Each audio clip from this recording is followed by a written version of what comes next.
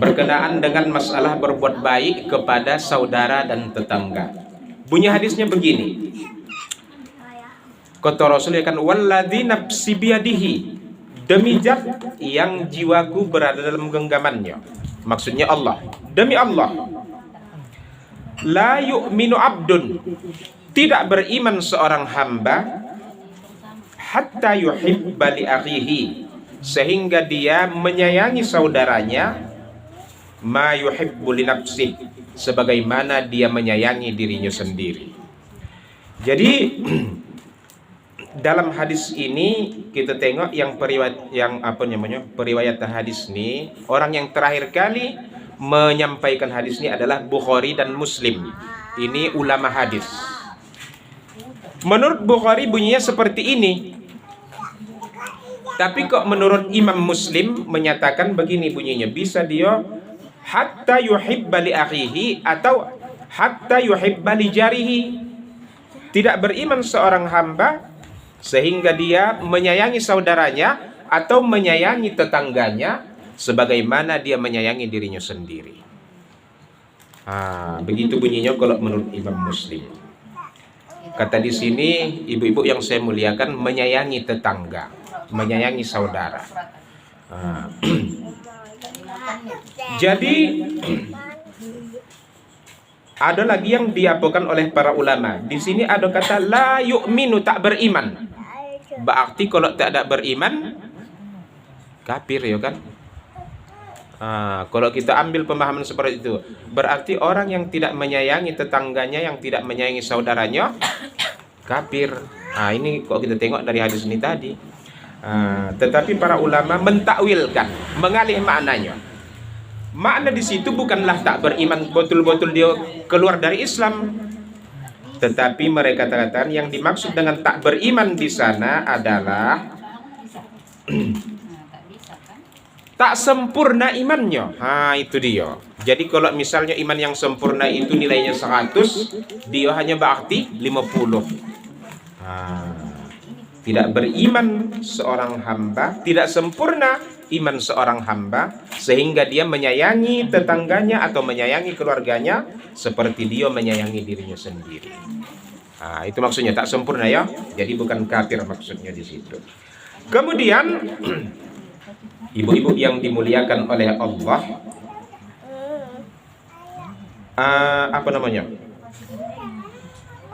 menyayangi dalam hal apa? Itu di sini maksudnya. Kemudian di sini dijelaskan bahwa yang dimaksud dengan menyayangi di sana adalah tidak beriman seorang hamba itu sehingga dia mencintai saudaranya, dalam arti kebaikan yang ada untuk saudaranya sebagaimana dia mencintai kebaikan untuk dirinya sendiri. Jadi pada dasarnya setiap orang itu tatkala dirinya mendapat keberuntungan atau kebaikan pasti dia senang. Jadi andai kata kebaikan itu datang untuk saudaranya atau andai kata kebaikan itu datang untuk tetangganya, dia juga merasa senang. Itu tandanya imannya sempurna. Membeli motor tetangga dia ikut merasa senang. Iya kan, itu. Membeli motor keluarganya dia merasa senang. Itu. Iya kan? Jangan pula tetangga boleh kipas angin, dia merasa kedinginan. Itu dia. Jadi itulah maksud hadis ini tadi. Berarti kalau dia merasa kedinginan dengan kipas angin yang diboleh oleh tetangganya, berarti imannya tidak sempurna. Iya kan? Tetangganya suatu hari mempunyai pohon kuini berbuah pula. Tiba-tiba satu ketika pergi orang tu habis rumah, tinggal rumah. Waktu ditinggalkan buah kuini masih banyak. Dia langsung pulang, tak lagi tinggal daun.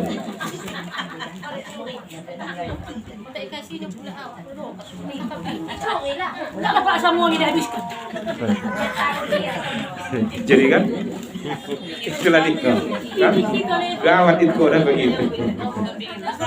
Tak dikasihnya gula ya. Aduh, maaf. Itulah dah. Jadi ibu-ibu,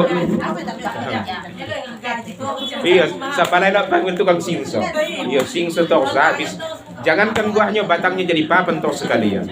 Begitu bawa lepatin ya kan. Aku itu bukan lagi tak sempurna imannya, tinggal 1% lagi imannya itu udah begitu. Padahal kalau kita dengar cerita dalam sebuah hadis ada jelaskan begini ya kan. Dia ini setiap habis sembahyang subuh bersama Rasulullah tak sempat menunggu mendoa. Asal habis sembahyang subuh lari pulang. Jadi suatu ketika ditanya Rasul, mengapa gitu dia tuh? Jadi dijelaskan oleh sahabat yang lainnya, Rasulullah, dia tuh rumahnya berbatasan dengan tetangganya yang punya pohon kurma. Jadi ini asalkan pohon kurma ini ditiup angin berjatuhan ke halaman dia. Jadi ini sebelum anaknya bangun, ini dikutipnya memanglah dikumpulkannya, diapakannya ke tetangganya tuh, jangan sempat diambil anaknya. Maka dia tak sempat ikut mendoa sama Rasulullah. Di suatu ketika lupa dia ikut dia mendoa sholat jamaah bersama Rasulullah. Sempat tak bangun anak. Begitu pulang dia ditengoknya anak sedang mengkunyah-kunyah. Koreknya dalam mulutnya, jangan kamu makan ini, tidak ada hak kamu di sini. Sap. Begitulah kok kita tengok perilaku para sahabat dahulu menjagokan jangan sampai memakan yang itu dia. Kau lawat tidak ya kan, itu aku bilang tadi. Begitu pergi orang tu habis buahnya itulah. Iya, itulah. Itulah dia ibu-ibu yang kami muliakan. Jadi itulah fenomena yang terjadi kita tengok ya kan. Itu kok saya kira bukan lagi iman tak sempurna, tetapi udah tinggal 0,5% lagi itu udah begitu. Iya, sekulit bawang. Udah kita lanjut. Jadi ibu-ibu yang dimuliakan oleh Allah, itulah tadi makna hadis ini. Tidak sempurna iman seorang hamba itu sebelum dia merasa senang tetangganya mendapat kebaikan sebagaimana dia senang dirinya sendiri mendapat kebaikan. Jadi jangan pula 4S ya. 4S. Senang melihat orang susah, susah melihat orang senang. Itulah maksud hadis ini kalau kita tengok. Kemudian di sini disebutkan tetangga itu, itu maksudnya untuk keluarga dia, untuk yang keluarga dia kan. Kalau untuk yang namanya hukum tetangga di sini umum, baik dia Muslim, yang tak Muslim, yang yang fasik, kemudian teman, musuh, yang kerabat, orang asing yang bukan kerabat, kemudian tetangga yang dekat dan tetangga yang jauh. Ini namanya kalau sudah dia hukumnya tetangga, tetaplah tetangga dia namanya. Jadi tidak ada perbedaan kalau yang namanya tetangga itu orang Muslim atau orang kafir. Itu dia. Cuma di sini dijelaskan pula lagi, kalau tetangga tuh orang yang soleh, apa kewajiban kita sama dia? Jadi kalau tetangga tuh orang yang soleh, kewajiban kita sama dia adalah memperlakukan dia dengan sebaik-baiknya. Kemudian apa lagi? Saling nasihat menasehati, ya kan? Jangan pula gelakan menasehati, gelakan dia nasihati, mang tahu ndak dia. Kan namanya kita nih yang namanya manusia, namanya tidak terlepas dari salah dan silap. Makanya saling nasihat menasehati. Gelakan awak dinasehatinya, gelakan dia nasihati, duluan aku makan garam dari kau. Jadi kok sempat begitu apa lebih bilang-bilang. Usah kau sok menasehati aku. Jangan kau sok menasehati aku, yo. Aku duluan makan garam dari kau.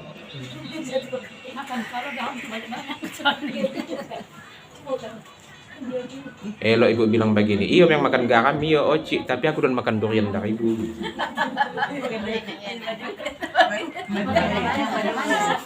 Tiba-tiba, patutlah ada itu kulit durian di sini, kau berarti melemparkannya tuh, kau pulang bilang gitu.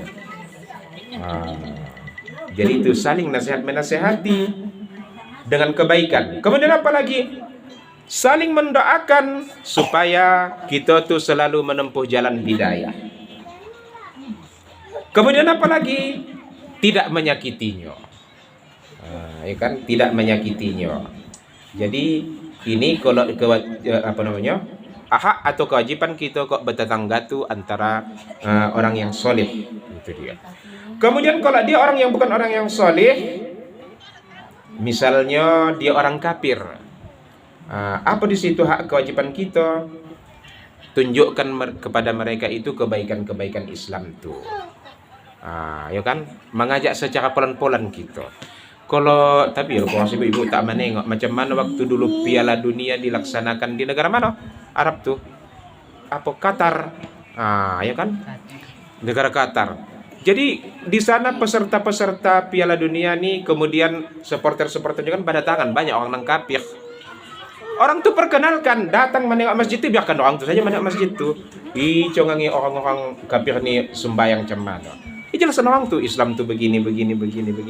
Mudah-mudahan pula banyak nang masuk Islam. Kita perkenalkan, kita tunjukkan kepada dia kebaikan Islam itu. Mengajak secara pelan-pelan, katakan dengan baik mengajaknya, dengan lemah lembut. Kalau tetangga kita itu orang yang fasik dan suka berbuat dosa, ya kan, yang suka melanggar aturan agama, macam mana cara kita menghadapinya? Maka kata di sini ya'zuhu, dinasihati dengan pelan-pelan, dinasihati dengan cara yang baik, dengan cara ramah lembut. Kemudian apa lagi? Rahasiakan kesalahannya. Jangan pula ada nasihati dia, habis itu jumpa sama orang tak tahu kamu, dia tuh begini-gini kerjanya tuh. Jangan pula disebut-sebutkan kesalahan dia, ya kan, rahasiakan kesalahannya, nasihati dia dengan lembut-lembut. Jangan pula begitu, ya. Itu tak elok. Wa yanhahu birrafqi, kemudian cegah dia dengan lemah lembut juga. Jangan biasakan begitu, nanti boncong dengan awak, nanti tak suka orang sama awak. Dengan lemah lembut, petunjuk di situ. Lalu macam mana kalau tak mampan? Macam mana kalau tak mampan? Dinasehati setiap pagi juga nasihati, tak mau juga berhenti dia, tetap juga perbuatan dosanya itu dikerjakan. Macam mana menurut ibu-ibu, apa yang harus kita lakukan?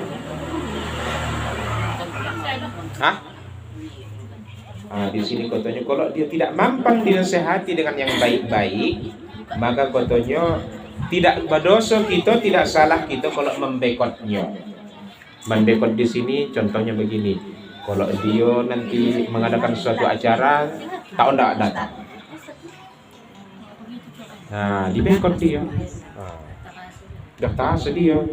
Dan sebutkan katanya, sebab kau membekot dia tuh, kau kalau tahu tak juga nyokok berubah, ya kan? Udah kita nasihati 3 kali 4 kali misalnya, udah mau akan sama nasihati dan lemah lembut. Padahal dah mati sudah cocoknya di kotaknya kepalanya nih begitu kan. Saking gua kami ya. Cocoknya tak minta dengannya panjang-panjang. Udah begitulah mati kita sebenarnya kan. Tak apa juga. Jadi asik menahan sabar gitu kan. Maka kau tadi ancam kau kok memang tak ondaknya kau berubah tetap juga dengan perbuatan kau tuh. Maka kau nanti kalau kau buat suatu acara atau apa saja membutuhkan kami, tak ondak kami datang. Jadi disebutkan dia gitu, diancam seperti itu dia. Ini kami sabi tidak ada tangga tu menikah. Iya kan Bu? Ada pernah orang bercerita, kebetulan di daerah dia tuh sekitar Tanjung Balin juga nya. Dia nih kerjanya apa namanya? Kurir. Kurir. Yang apa lah? Yang cepat kayu tuh lah.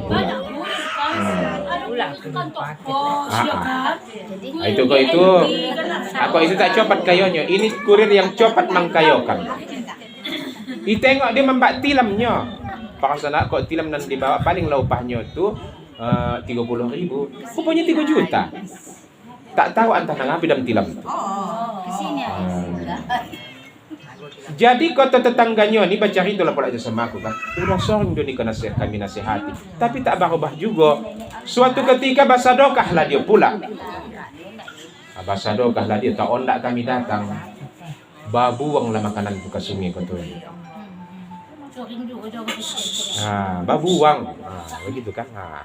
Jadi tidak salah kita membekot dia. Berdosakah kita? Tidak. Ais. Apakah namanya tuh memutuskan silaturahim? Coba dulu Bu, menurut Ibu macam mana? Apakah memutuskan silaturahim namanya tuh kalau kita boikot? Tidak. Kita tengok sedikit ya macam mana makna memutuskan silaturahim. Dengarkan. Para ulama menjelaskan bahwa kapan seseorang itu dikatakan memutuskan silaturahim. Kita tahu di sini ya. Seorang ulama yang bernama Zainul Iraqi dikatakan memutuskan silaturahim kalau dia melakukan perbuatan yang jelek kepada saudaranya atau tetangganya. Dijoliminya keluarganya, dijoliminya tetangganya, berarti dia tuh memutuskan silaturahim. Ya kan? Kemudian satu lagi ulama menyatakan begini. Seseorang itu dikatakan memutuskan silaturahim kalau dia tidak berbuat baik kepada keluarganya atau tetangganya. Tidak berbuat baik dia, dizoliminya kawan itu, maka dia dikatakan memutuskan silaturahim. Jadi berarti berbeda dengan pemahaman kita seperti ini kan. Pemahaman kita begini, yang dikatakan memutuskan silaturahim itu kalau misalnya dijahati nyawa, terus tak awak maafkan, tak awak sapu-sapu dia, berarti awak namanya memutuskan silaturahim. Rupanya ulama menjelaskan bukan begitu. Jadi yang dikatakan memutuskan silaturahim tadi itu kalau kita menzalimi seseorang, berarti kita tuh memutuskan silaturahim sama dia. Itu namanya memutuskan silaturahim. Jadi iya sakit hatinya ganggang itu. Itu makna memutuskan silaturahim. Makanya mereka katakan tadi, kalau sudah dinasehati dia tak berubah juga, maka lebih baik diboikot. Tak usah datang-datangi. Lagi dosa membutuhkan, tahankan. Kecuali dia pula kau udah meninggal ya. Kau udah meninggal dia pula, jangan ibu-ibu tak datang pula ya kan. Mengapa kau tak datang? Tahu nak aku yang jahat waktu hidupnya tu tak suruh aku menengoknya. Tahankannya lah dia pemalaikat tu dia. Jadi kau sudah meninggal tengok saja lah pula. Kalau misalnya ada kesempatan untuk ikut sembahyangkan aja. Udah itu jangan pulanya usahlah biarkan aja lama-lama itu dikuburkan. Jangan begitu-gitu pula. Kata Rasul karena begini ya kan. Asri'u bil janazati. Cepat kamu untuk menguburkan jenazah. Mengapa begitu Rasul cepat? Kata Rasul, fa'inkan as-salihan. Kalau seandainya jenazah itu orang yang baik, supaya dia itu cepat menerima kebaikannya. Supaya jangan kamu tahan kebaikannya. Tetapi kalau dia bukan orang yang baik, yang tidak solih, supaya terlepas tanggungan kamu dari dia. Jadi kalau dia seandainya walaupun dia waktu hidup kita membuat kosal, begitu meninggal tetap kita tengok juga. Jangan tahu nak menengoknya kan. Tetap kuburkan, cepat penguburannya buat. Supaya terlepas dari tanggungan awak. Itu dia. Tapi kok tadi dalam waktu hidupnya dibolehkan kita untuk membekot dia. Dan ini tidak dikatakan memutuskan silaturahim. Itu dia. Jadi ibu-ibu yang saya muliakan, kemudian tetangga ini, ya kan, tingkatannya 3 macam. Katanya ada 3 macam. Ada tetangga yang hanya mempunyai satu hak tetangga saja. Siapa dia? Kalau dia berlainan agama sama kita, tapi berdekatan rumah, maka itu hukum tetangga. Ada tetangga yang mempunyai 2 hak. Siapa dia yang mempunyai 2 hak? Yang pertama dia itu tetangga, yang kedua seagama sama kita. Berarti haknya 2 ya kan?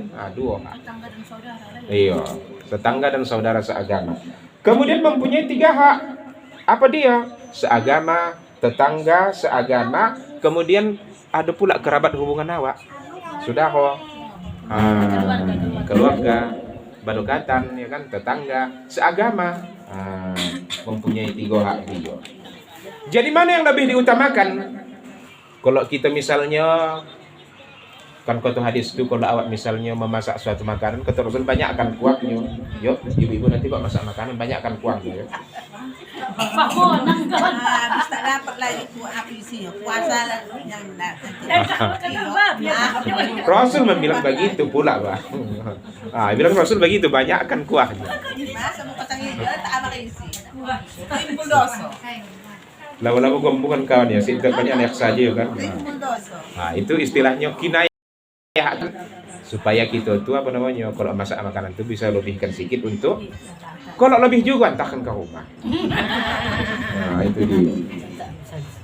Ya kan? Jadi mana yang lebih berhak? Kata Rasul, kata para ulama menjelaskan begini. Tengoklah mana yang paling banyak mereka memenuhi kriterianya. Kalau ada yang 3 kriteria, ada yang 1 kriteria, maka utamakanlah yang 3 kriteria yang tadi. Kalau nak awak sampai rumah pula bila ikan duluan. Kau di mana? Iya. Tapi kalau mampu kita mengkasih untuk 3-tiganya, kasihlah pula kartu. Begitu dia ya kan. Itu ketentuannya demikian. Kemudian dalam hadis diucapkan pula begini. Ada seseorang yang bertanya sama Rasulullah, "Ya Rasulullah, wahai Rasulullah, aku mempunyai 2 tetangga. Yang mana yang harus kukasih di antara keduanya ini hadiah? Berarti hadiahnya hanya cukup untuk satu orang. Sementara 2 tetangganya.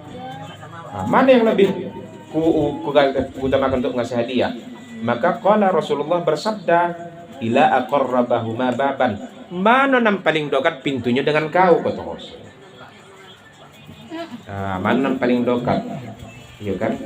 Apa hikmahnya? Jadi ulama menjelaskan hikmahnya ini begini. Kalau seandainya yang dekat kau utamakan, ini nan jauh tak apa lama nengok. Macam itu pula dia. Aku dengan isi bola dia.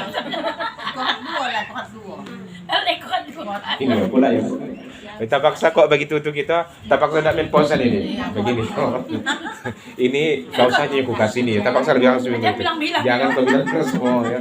Kok kau bilang balik, ku ambil ini balik. Bilang begitu. Ya kan? Payah ceritanya tuh kan. Jadi kau terus balik dekat. Mengapa? Kalau seandainya nan jauh nan kita kasih, nan dekat menengok sementara dia berharap. Kalau nan dekat nih kecuali dia baca itu tadi pula ya kan. Nan jauh tak akan menengok apalah. Kecuali dia pula baca itu. Jadi itulah kita tengok ketentuan kalau masalah apa bertetangga bersaudara tuh ukuran sempurna keimanan seseorang itu ditengok dari adakah rasa bahagianya kalau seandainya tuh keluarganya atau tetangganya mendapat kebaikan seperti dia mendapat kebaikan juga. Kalau ada rasa bahagianya, dia senang, berarti imannya termasuk iman yang sempurna keimanannya. Itu dia kalau kita tengok di situ. Kemudian ibu-ibu yang dimuliakan oleh Allah, apa ukuran, berapa jauhkah ukuran dikatakan bertetangga? Berapa rumah ukurannya? Dikatakan kita bertetangga. 50 ke belakang, ke samping, ke kanan. Berapa? 50. 50. Ada lagi pendapat yang lain itu?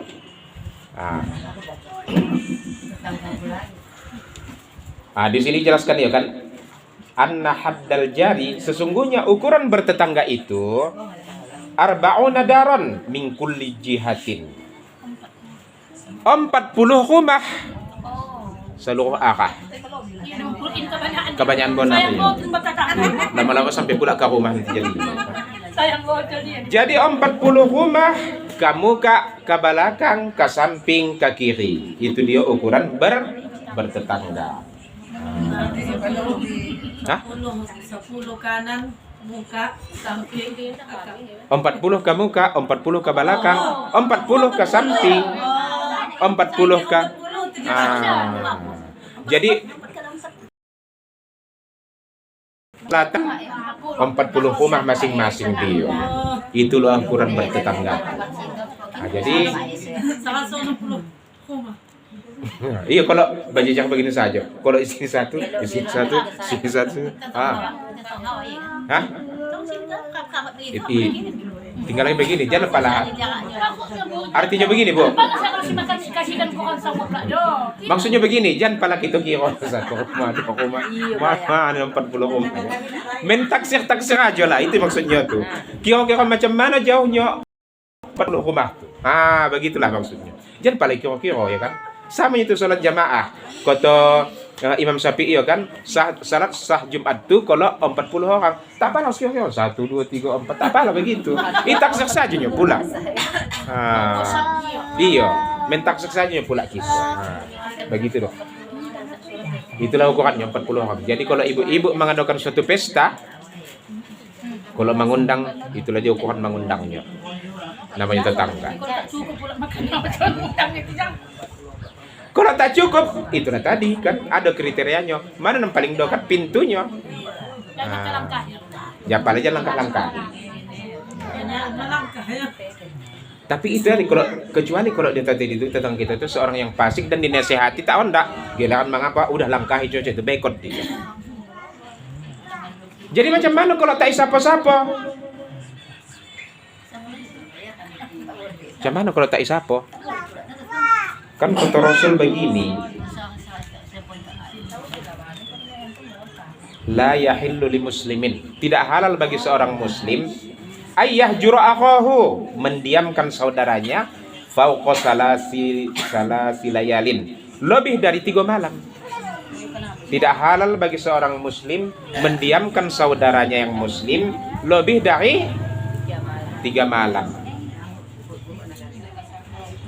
Yaltaqiyani, berjumpa fayuradu, maka saling membelakang. Asal berjumpa saling membelakang. Iya. Najis aku menengok bangke, lebih najis aku menengok itu lagi. Kalau seandainya ada dia, ada lalat, dia dulu kubunuh dari lalat itu. Ya kan? Ya kan? Yaltaqiyani fayuradu. Tak mau. Jadi tak halal tadi kalau tidak baca Quran sampai lebih dari 3 hari.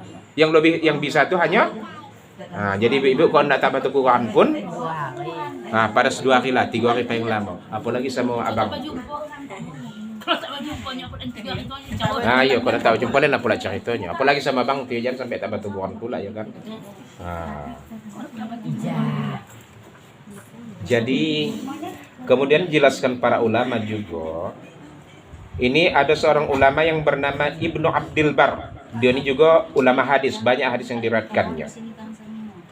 Dia katakan, ajma'u, para ulama berijma', artinya membuat kesepakatan, keputusan. Ya, para ulama, berarti ulamanya ini ulama yang hebat di zaman dahulu. Bahwasanya boleh untuk tidak berteguran lebih daripada 3 hari.